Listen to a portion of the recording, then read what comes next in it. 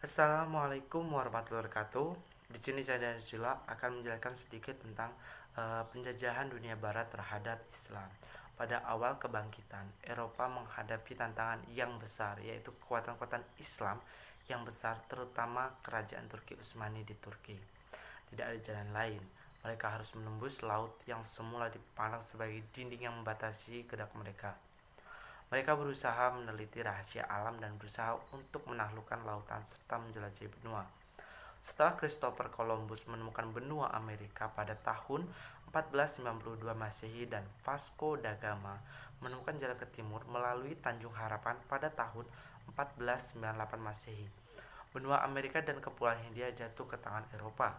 Dengan dua penemuan itu, Eropa menjadi lebih maju dan perekonomian juga semakin maju. Maka mulailah dunia barat melampaui kemajuan dunia Islam yang sejak lama mengalami kemunduran. Apalagi setelah revolusi industri dan ditemukan mesin uap, sejak itu Eropa mengalami kemajuan yang sangat pesat. Satu demi satu negeri Islam jatuh ke tangan Eropa. Negeri-negeri Islam yang pertama jatuh ke bawah kekuasaan Eropa adalah negeri-negeri yang jauh dari pusat kekuasaan kerajaan Utsmani. Karena kerajaan ini meskipun terus mengalami kemunduran, ia masih disegani dan dipandang masih cukup kuat. Nah, setelah Renaissance di Eropa, selanjutnya itu ada penjajahan barat terhadap dunia Islam di anak benua India dan Asia Tenggara. Di awal abad ke-17 Masehi, Inggris dan Belanda mulai menginjakkan kakinya di India. Pada tahun 1611 Masehi, Inggris mendapatkan izin menanamkan modal, dan pada tahun 1617 Masehi, Belanda mendapatkan izin yang sama. Kongsi Inggris British East Indian Company atau yang disingkat dengan BEAC mulai berusaha mengawasi wilayah India bagian timur ketika ia merasa cukup kuat. Penguasaan setempat tidak bisa mengalahkan Inggris dan akibatnya daerah-daerah Oudh, Bengal, dan Orissa jatuh ke tangan Inggris. Pada tahun 1803 Masehi, Delhi, ibu kota kerajaan Mughal, juga berada di bawah bayang-bayang kekuasaan Inggris. Asia Tenggara merupakan daerah rempah-rempah terkenal di masa itu, justru menjadi ajang perebutan negara-negara Eropa.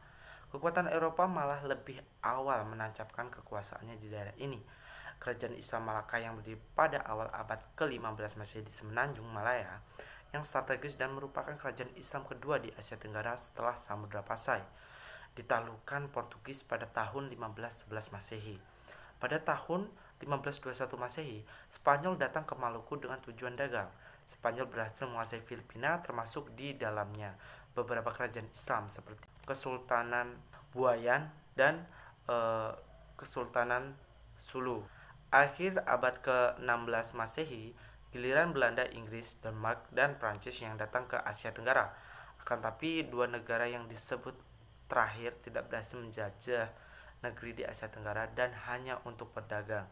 Belanda datang tahun 1599 Masehi dan dengan segera dapat memonopoli perdagangan di Kepulauan Nusantara. Sementara itu, Inggris datang ke Asia Tenggara. Ia segera menjadi kekuatan yang cukup dominan, menyaingi kekuatan Belanda. Kekuasaan Inggris menancap di Semenanjung Malaya. Inggris bahkan juga sempat menguasai seluruh Indonesia untuk jangka waktu yang tidak terlalu lama di awal abad ke-19 Masehi. Kemunduran kerajaan Utsmani dan ekspansi barat ke Timur Tengah. Kemajuan Eropa dalam teknologi militer dan industri perang membuat kerajaan Utsmani menjadi kecil di hadapan Eropa. Akan tapi, nama besar Turki Utsmani masih membuat Eropa Barat segan untuk menyerang atau mengalahkan wilayah-wilayah yang berada di bawah kekuasaan kerajaan Islam ini, termasuk daerah-daerah yang berada di Eropa Timur. Namun kekalahan besar kerajaan Utsmani dalam menghadapi serangan Eropa di Wina tahun 1683 Masehi membuka mata barat bahwa kerajaan Utsmani telah mundur jauh sekali. Sejak itulah kerajaan Utsmani berulang kali mendapatkan serangan-serangan besar dari barat. Bangkitnya nasionalisme di dunia Islam dan tumbuhnya gerakan partai yang memperjuangkan kemerdekaan negaranya. Usaha yang meluluhkan kembali kekuatan Islam pada umumnya, yang dikenal dengan gerakan pembaharuan, didorong oleh dua faktor yang saling mendukung. Pemurnian ajaran Islam dari unsur-unsur asing yang dipandang sebagai penyebab kemunduran Islam itu dan menimba gagasan-gagasan pembaharuan dan ilmu pengetahuan dari barat. Yang pertama, seperti gerakan Wahabiyah yang dipelopori oleh Muhammad Ibnu Abdul Al-Wahhab pada tahun 1703 sampai 1787 Masehi di Arabia. Selanjutnya ada Syah Waliullah yaitu pada tahun 1703 sampai 1762 Masehi di India, dan gerakan Sanusiyah di Afrika Utara yang dipimpin oleh Syed Muhammad Sanusi dari Aljazair. Sedangkan yang kedua tercermin dalam pengiriman para pelajar muslim oleh penguasa Turki Utsmani dan Mesir ke negara-negara Eropa untuk menimba ilmu pengetahuan, yang dilanjutkan dengan gerakan penerjemahan karya-karya barat ke dalam bahasa Islam. Semangat pan-Islamisme yang bergelora itu mendorong Sultan Kerajaan Turki Utsmani Abdul Al-Hamid II pada 1876 sampai 1909 Masehi untuk mengundang Al-Afghani ke Istanbul, ibu kota kerajaan. Gagasan ini dengan cepat mendapatkan sambutan hangat di negeri-negeri Islam. Akan tetapi, semangat demokrasi Al-Afghani tersebut menjadi duri bagi kekuasaan Sultan, sehingga Al-Afghani tidak diizinkan berbuat banyak di Istanbul. Setelah itu, gagasan pan-Islamisme dengan cepat redup, terutama setelah Turki Utsmani bersama sekutunya kalah dalam Perang Dunia I. Nah, di Indonesia sendiri, partai politik besar yang menantang kaum penjajah adalah SI atau Serikat Islam yang pimpinannya Hos Djokro Aminoto pada tahun 1912 Masehi. SDI Serikat Dagang Islam didirikan oleh Haji Samahuddin tahun 1911 Masehi, dan PNI yang didirikan oleh Soekarno pada 1927. PNI baru yang didirikan oleh DRS Mohatta Permi atau Persatuan Muslimin Indonesia yang didirikan oleh partai politik tahun 1932 yang dipelopori oleh Muchtar Lutfi. Itu ada kemerdekaan negara-negara Islam dari penjajahan.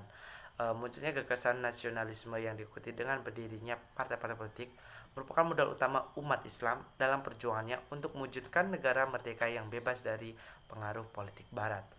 Negara berpenduduk mayoritas Muslim yang pertama kali berhasil memproklamasikan kemerdekaannya dari penjajahan Belanda dan Jepang adalah Indonesia, yaitu pada tahun 17 Agustus 1945. Negara Islam kedua yang merdeka dari penjajahan Inggris adalah Pakistan, yaitu pada tanggal 15 Agustus 1947. Nah, di Timur Tengah, Mesir secara resmi memproklamasikan kemerdekaan pada tahun 1922 dari Inggris. Tapi dalam pemerintahan Raja Farouk, pengaruh Inggris sangat besar. Baru pada masa pemerintahan Jamal Abdul Al-Nasir yang menggulingkan Raja Farouk 23 Juli 1952, Mesir menganggap dirinya benar-benar merdeka. Sedangkan Irak merdeka secara formal pada tahun 1932. Tapi rakyatnya baru merasakan benar-benar merdeka pada tahun 1958. Sebelum itu, negara-negara sekitar Irak telah mengumumkan kemerdekaannya seperti Syria, Jordania, dan Lebanon tahun 1946. Di Afrika, Libya merdeka tahun 1951 Masehi, Sudan dan Maroko tahun 1956 Masehi, Aljazair tahun 1962, semuanya membebaskan diri dari Prancis. Di waktu yang hampir bersamaan, Yaman Utara dan Yaman Selatan dan Emirat Arab memperoleh kemerdekaan pula di Asia Tenggara.